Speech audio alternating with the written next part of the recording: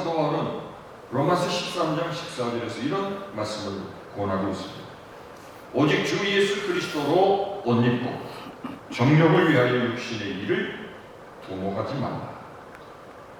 우리의 모든 죄를 가리고 그 죄로부터 깨끗이 사함을 받을 수 있는 단 한 가지의 방법은 오직 예수 그리스도로 옷 입는 것입니다.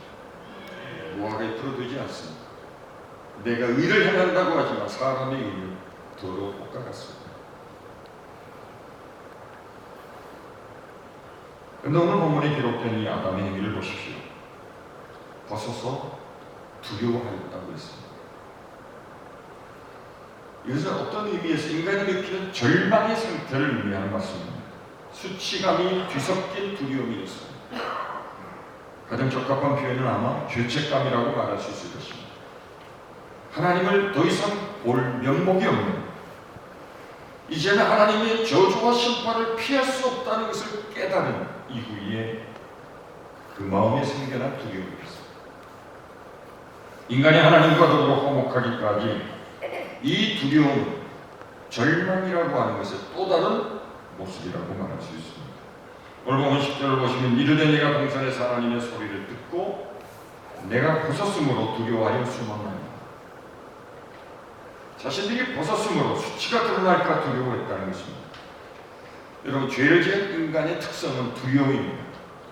무엇인가 잘못을 저지르는 아이는 엄마가 부르면 자기가 행한 일이 들통날까 봐 아이들은 두려워합니다. 여러분도 그러지 않았습니까? 내가 뭔가 잘못한 일이 있을 때 저는 우리 집사람이 부르기만 심장이 들켰구나. 여러분, 하나님과의 관계가 깨어지면 하나님과의 무척 가깝고 친밀함이 두려움으로 바뀌어집니다. 그때부터 인간은 숨는 역사가 시작됩니다. 오늘날 우리 문화 안에 자기를 숨기려고 하는 모습이 많이 있습니다. 이게 본성입니다.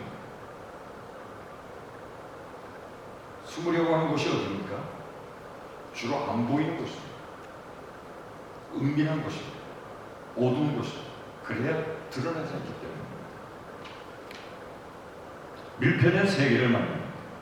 자기만의 세계를 만납니다. 벽을 쌓고 외부와 차단합니다. 사람과 거리를 둡니다.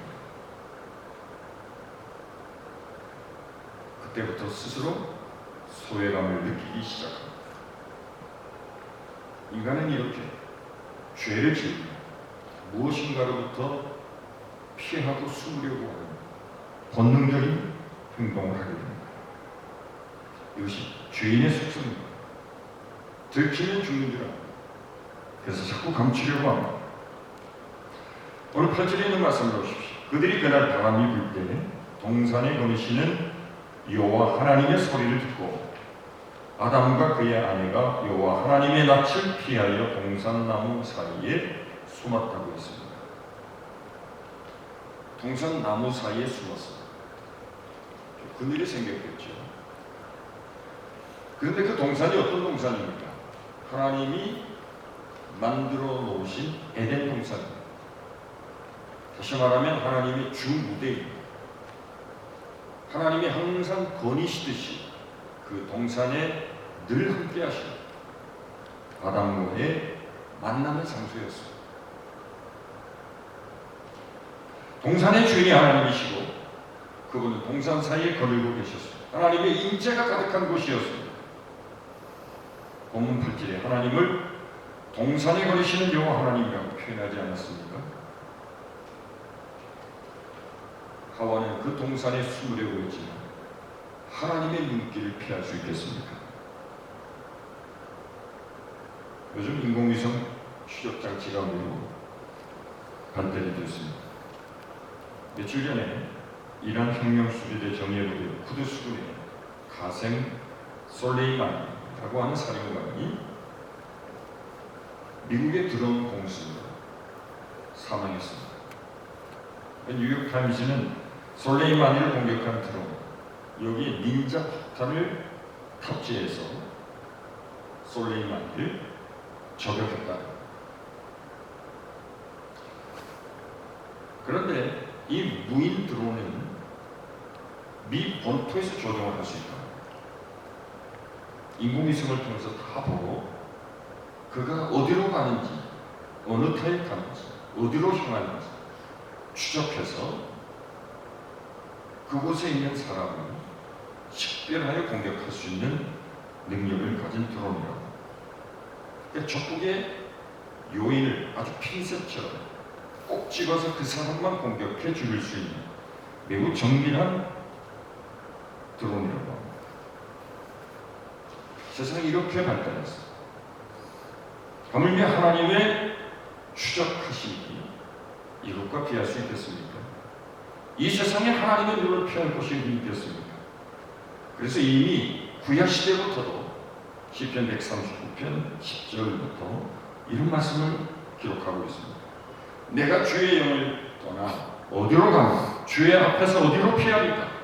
내가 하늘에 올라갈지라도 거기 계시고 수월에 내 자리를 펼지라도 하나님은 거기 계십니다.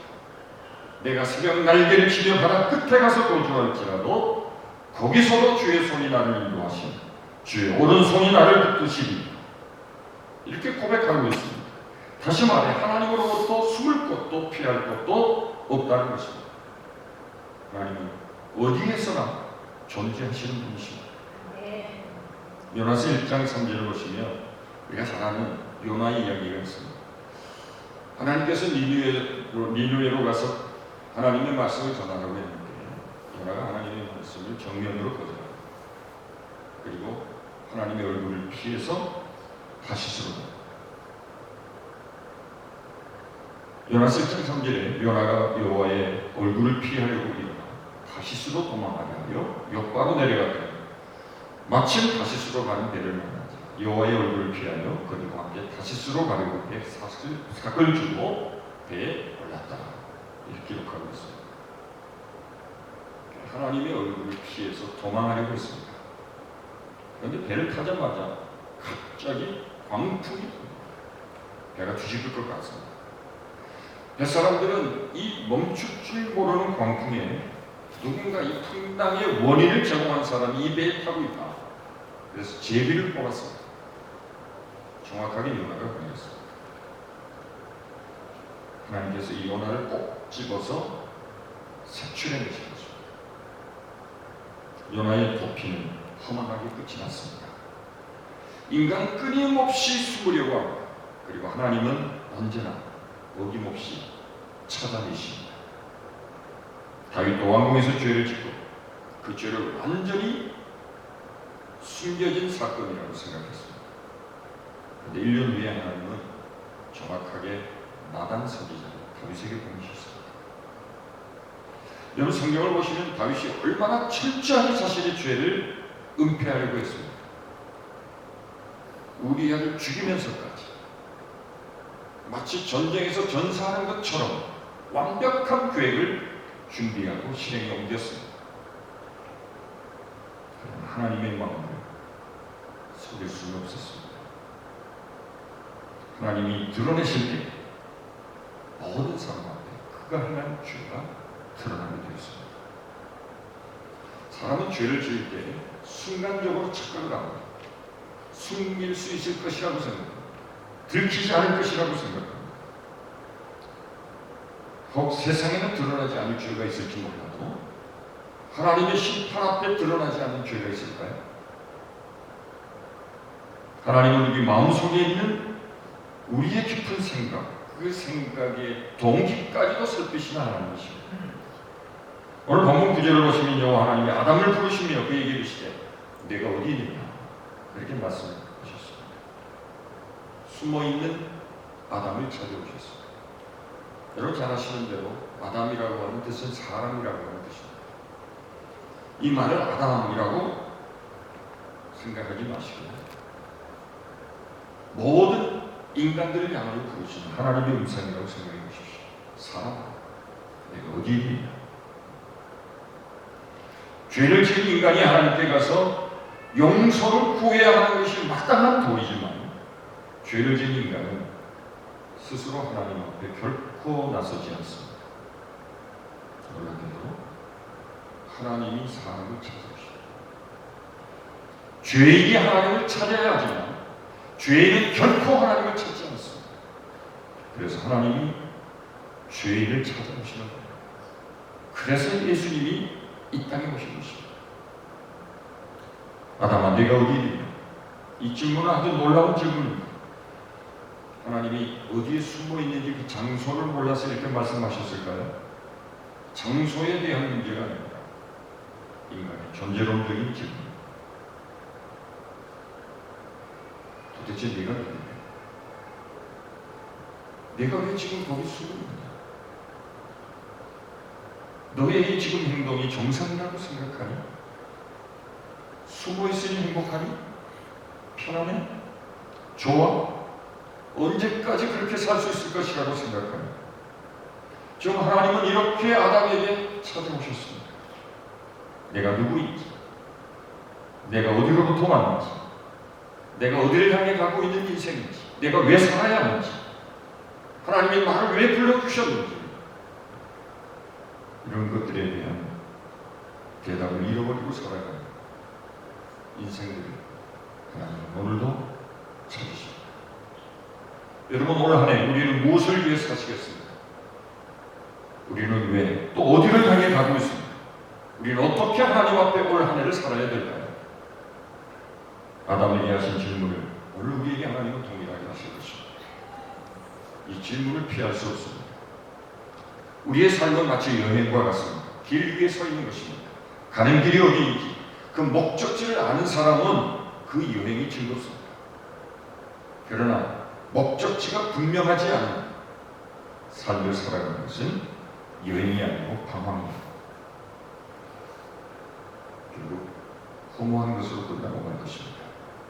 아담은 이 하나님의 질문에 즉답을 피하고 있습니다. 10절 보시면 이르되 내가 동산에서 하나님의 소리를 들었기에 두려워하여 숨었나이다. 하나님의 소리를 들었기 때문에 숨은 것입니까? 자신의 죄가 드러날까 봐 숨은 것입니다. 하나님을 떠난 자신은 비참해 보일 수밖에 없습니다. 아무리 아닌 것처럼 생각해도 하나님 없는 인생은 비참한 인생입니다. 그가 무엇을 이루었든 얼마를 가졌든 상관없이 인생에 하나님이 없으면 비참한 그 자체입니다. 지금 아담은 무엇이 두려울까요? 지금 그 수치심과 죄책감 때문이었습니다. 죄를 지은 이후에 드러나는 이 어두운 감정을 인간은 스스로 걷어낼 수가 없습니다. 끝없는 몸부림을 쳐오지만 안 됩니다. 그래서 인간은 스스로 도피처를 찾고 도피할 곳을 만들어 놉니다. 사람이 어떤 도피처를 만들었다고 해서 그곳에서 영원히 살 수 있을 것 같습니까? 그렇지 않습니다.